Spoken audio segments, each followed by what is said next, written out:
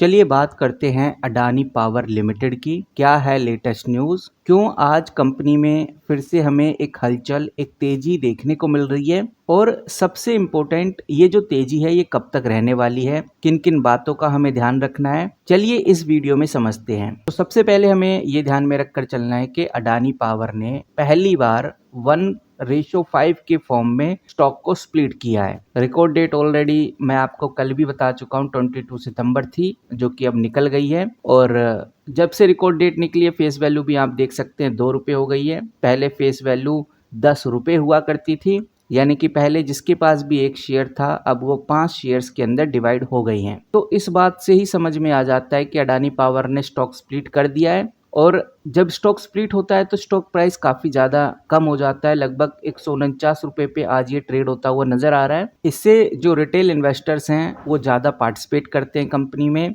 ज़्यादा बाय और सेल करते हैं, कंपनी में लिक्विडिटी बढ़ जाती है, ऐसा हम कह सकते हैं। और इस लिक्विडिटी का असर ही आपको आज अडानी पावर में देखने को मिल रहा है। तो पहली बात तो ये, जिसकी वजह से अडानी पावर में हमें आज अच्छी ग्रोथ देखने को मिल रही है। दूसरी जो सबसे महत्वपूर्ण बात है वो हिडनबर्ग रिसर्च को लेकर है। हिडनबर्ग रिसर्च के एलिगेशन को सेबी ने डिसमिस करा है। जब से सेबी ने इस एलिगेशन को डिसमिस करा है तो ओवरऑल अडानी के जितने भी कंपनीज हैं, जितने भी स्टॉक्स हैं, उनमें हमें एक अच्छी हलचल देखने को मिली है, क्योंकि इन्वेस्टर्स का जो कॉन्फिडेंस है इस बात को लेकर काफ़ी ज़्यादा बूस्ट हुआ है। और अडानी ग्रुप के सारे स्टॉक्स में हमें एक रैली देखने को मिली है।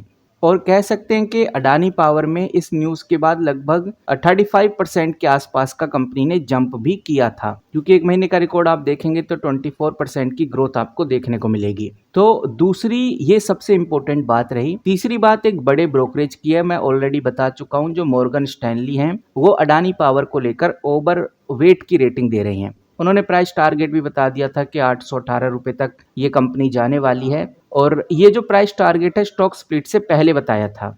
अभी अगर आप देखेंगे तो 150 रुपये के आसपास ये कंपनी ट्रेड होती हुई नजर आ रही है। तो 3 बड़ी बातें तो अडानी पावर में हुई हैं।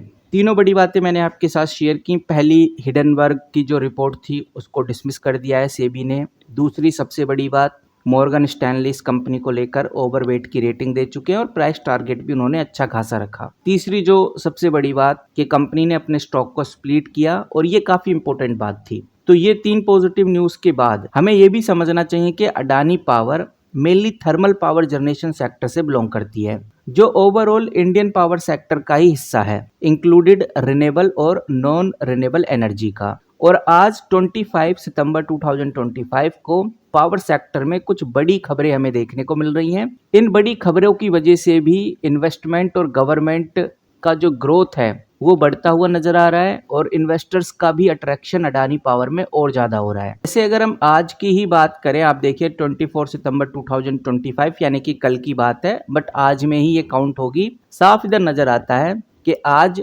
प्राइम मिनिस्टर नरेंद्र मोदी उत्तर प्रदेश और राजस्थान विजिट कर रही हैं, जहां पर वो मल्टीपल डेवलपमेंट प्रोजेक्ट इनऑर्गेनाइज करने वाले हैं, उसका फाउंडेशन रखने वाले हैं। और इसमें सबसे बड़ा जो हाथ रहेगा वो पावर सेक्टर को लेकर रहेगा, जिसकी टोटल वैल्यूएशन भी लगभग 1,22,100 करोड़ के आसपास हमें देखने को मिलेगी।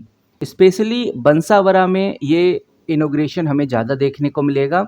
तो हो सकता है कि भाई अडानी पावर के हाथ में इस इनोग्रेशन से कोई बड़ी अपॉर्चुनिटी लगती हुई नज़र आए। फिलहाल अभी कोई अपडेट आई नहीं है, एक स्पेकुलेशन चल रहा है, जिसकी वजह से जितना भी पावर सेक्टर है उसमें तेजी हमें देखने को मिली है। वहीं इंडिया की जो इलेक्ट्रिसिटी डिमांड है 1 डेकेड तक डबल होने की उम्मीद जताई जा रही है, और इसीलिए government inter state transmission system expand करने का प्लान कर रही हैं, ताकि जो रिन्यूएबल पावर है उसको बेटर इनोग्रेट किया जा सके।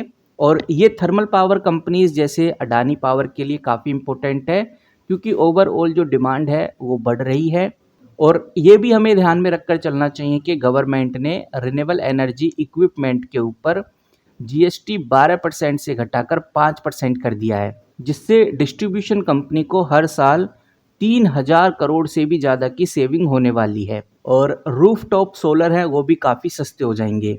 वहीं इंडिया में रिन्यूएबल कैपेसिटी अब 190 गीगावाट से ऊपर है, और 2030 तक 500 gigawatt non fossil fuel target की तरफ कंपनी आगे बढ़ रही है। 2030 तक 500 gigawatt non fossil fuel target की तरफ इंडिया आगे बढ़ रहा है, जिसमें सोलर और विंड एडिशनली हैं।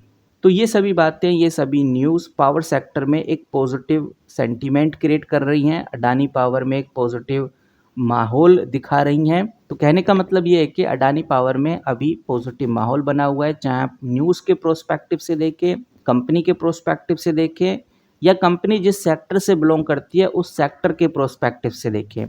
हर जगह से एक पॉजिटिव माहौल क्रिएट होता हुआ नज़र आ रहा है।